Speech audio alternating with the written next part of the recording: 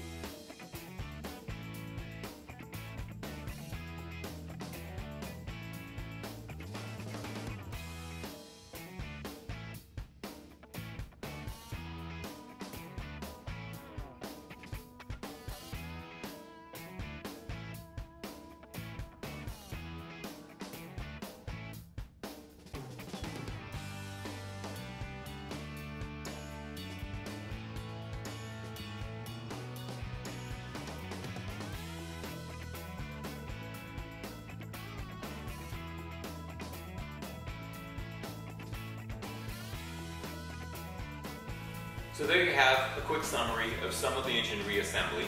Got some pictures here for you to kind of show the engine head and some of the final installation pictures in our finished product. Thanks to Craig over at GTP Racing here in Houston for helping us with the headwork. We finally got the engine back together and installed into Jet. But before we start it up, I want to get the exhaust system on so it's not too loud in here. I want to introduce you to the exhaust system that we're going to put on. This is a full exhaust system from NHP Maxspeed out of North Miami Beach. It's Maxspeed Motorsports. It's a beautiful full chrome system. The headers are actually already on the motor, and I'll show you those in a minute. Then you got these, and there's caps up there, and then there's this full mid-pipe section, and then the exhaust system. It all mounts to the existing mounting system where the stock system is mounted on the car. And so it should go in fairly easy, but there's a couple of components that you're going to need off your stock system to make that happen. It comes with most of the hardware you're going to need, but you know, like the gaskets here and these bolts here that tie you to the headers. But some of this other mounting bolts you got to pull off the stock system. So on the stock system, this plate actually mounts here, and the exhaust system hangs from it. You're going to need to pull the bolts out of it, and this cap actually holds the bolt in place, so you got to pry it back and pop the bolt out. So you're going to need those two bolts. Oh yeah, or you could just go buy more bolts. And then also, right here, this fitting here is just, it's two pipes butted up next to each other, so you're going to need this double clamp and sleeve system, and there's two of them. You're going to need that off the stock system as well. You also see these other tabs that are on here for mounting. The extra hardware comes with those, but you do have to buy some steel rod to support that from one side to the other. It is an optional system. Maxspeed says you don't really need it, so I'm going to try it without it. If we need to add it, I'm going to add it later. But the tabs are there, it comes with the hardware, and it looks like it's going to be a pretty simple install. Alright, well here you have it. Another really great thing about this NHP exhaust system is really light, so one person can install it. The stock system is an extraordinarily heavy device, and when you do pull that thing off, you want to make sure you get somebody to help you with it.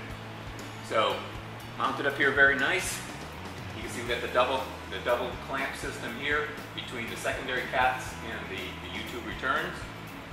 Standard 3-point connection here from the headers to the mid-pipe. And I just have it temporarily installed right now. These aren't snugged up. These are just tightened, but not even, they're snug. And as you can see, it's actually pretty sturdy, and everything's not even cranked, torqued on. So, pretty simple, beautiful system. Let's hope it sounds as great as it looks.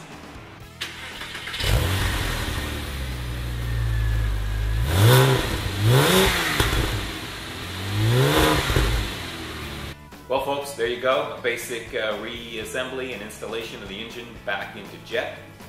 The new exhaust sounds pretty nice. She kind of purrs. I bet at higher RPM she's going to sound really, really nice. So, or hopefully her growl will grow with her. Anyway, as always, if you like what we're doing here on Roaring Tigers Garage, please like us on Facebook, like the videos, subscribe to YouTube, and we look forward to seeing more of you guys in the future, including the new series that will be coming later this year on the full 3.2 liter engine rebuild. Till then.